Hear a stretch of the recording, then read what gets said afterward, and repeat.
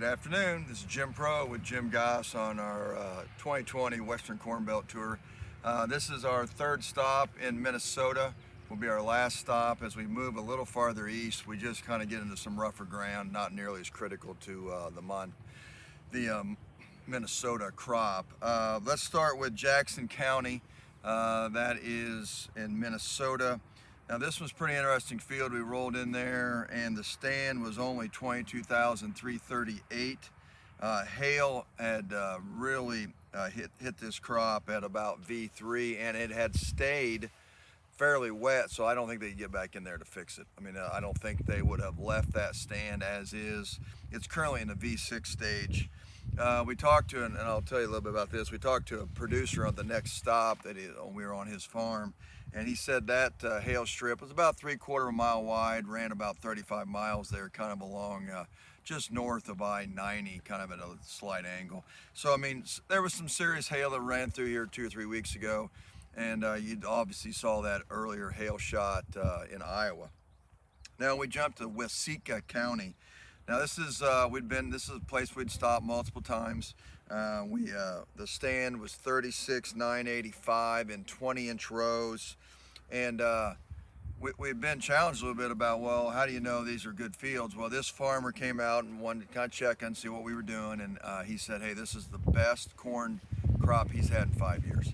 So, and he was kind of like, well, I'm hoping somebody else has a problem because my clients, he sells seed corn, have a really good looking crop here in Minnesota. So, you know, we did get some verification that what we were seeing was factually accurate. Now you got to remember, this is just one little strip that we're going through in Minnesota, so don't, you know, it is what it is. It's not a huge sample size, but it does give it gives you, the viewer, a view of this. Now we're in Dodge County, Minnesota. This field has got some water damage in it on all the low spots. Not awful, but there's some corn that's stressed because of earlier water. No water on this field today.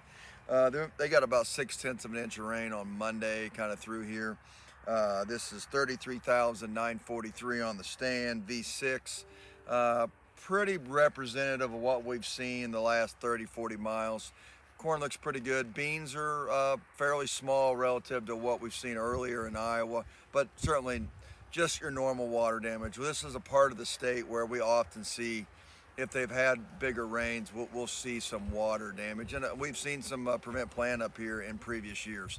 None of that this year. So once again, we want to thank our sponsors, Clover Ag, Risk Management, Consolidated Grain and Barge, AG Farm Management, of course, JP2 Risk Management.